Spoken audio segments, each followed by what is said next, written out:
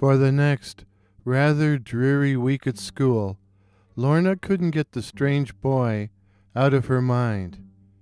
She could hardly wait for her Friday night shift at the library, but the strange young man never came. Now on this particular Friday night, Lorna's dad had to go to a meeting and was unable to pick her up. No big deal. She could walk. It was a nice night for a walk, too. Fall, but still reasonably warm. Unseasonably warm. Lorna stepped out onto the plaza in front of the library building, only to find the mysterious young man striding towards her. "Is it still open?" he barked at Lorna. Lorna was once again taken aback by the weird boy's abrupt manner. The library closes at 9, she sputtered. "So I can't go in?" "Well, no," Lorna said out loud, but to herself she said, "What is wrong with him? This isn't normal. Can I see the book again?" He obviously meant that peculiar volume, the Book of Werewolves by Sabine Baring-Gould. You can see it tomorrow," Lorna told him. "I can't see it tonight?" "Well, no." The young man kept staring at her, making Lorna feel extremely uncomfortable. Was he trying to undress her with his eyes? Then suddenly he said, "Where are you going now?" "Home." Lorna was really feeling uncomfortable. "Walking?" he said. "Yeah." "Alone?" It was none of his darned business, Lorna thought, but she answered, "Yeah." "I'll walk with you. It isn't safe for you to be walking alone." From the Book of Werewolves by the Reverend Sabine Baring-Gould.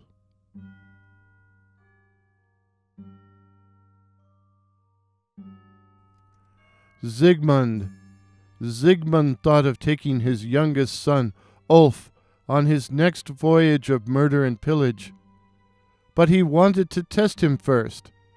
So that summer they took to the woods and lived as rogues, murdering unwary travelers for their goods. Ulf proved an apt pupil. One day they came across a hut in which 2 men were sleeping. Zygmunt noticed both men wore rings and chains of gold, but he also noticed the 2 wolf skins hanging upon the wall. "This smacks of witchcraft," he whispered to Ulf.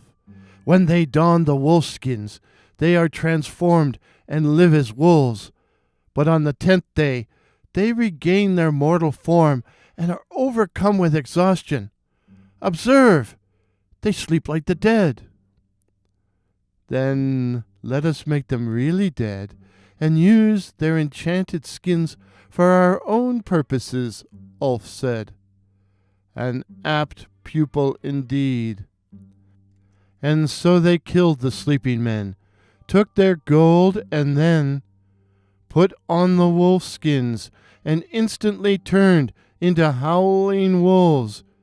Yet they still retained the ability to speak. "Now listen to me," commanded Zygmunt. "Let us go into the forest and each go his own way. You can easily take on up to 7 mortal men. 7 mortal men, but don't try to take on more than 7. If you should be attacked by more than 7, commence to howl, and I will come at once to your assistance." "Yes, father," answered Ulf. "Do as I tell you," Zygmunt continued, "for you are young and daring, and men would gladly chase you." They parted company, but it was not long before Zygmunt encountered a party of 9 men. So he howled, and Ulf came a-charging, and between them they killed all 9. Again they parted, and this time Ulf came across a group of 11 stout hunters. But the bloodlust was upon him, and instead of howling for his father's aid, he attacked and tore all 11 to pieces. The mayhem left Ulf exhausted, and he lay down beneath an oak tree, panting for breath. Sigmund padded up, and observing the carnage, said angrily, "Ulf, why did you not howl for help?" "As if I needed your help to kill a mere 11 men," Ulf answered sarcastically. Seeing red, Sigmund threw himself on his son, and before he realized what he was doing, he had torn out Ulf's throat, the boy's crimson blood staining the grass beneath the oak.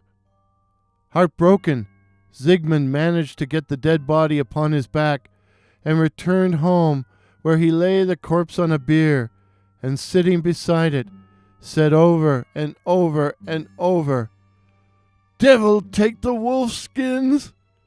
Devil take the wolf skins!"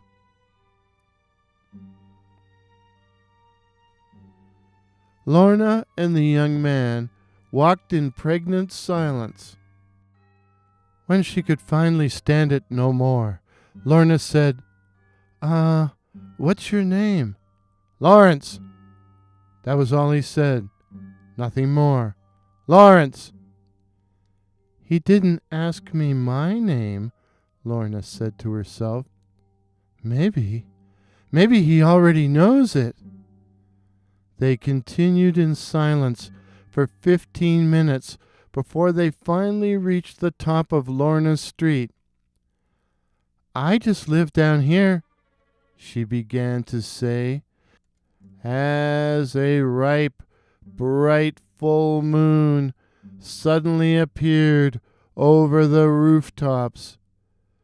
The young man stood staring at it, his eyes bulging out of their sockets, and then he shifted his gaze to Lorna.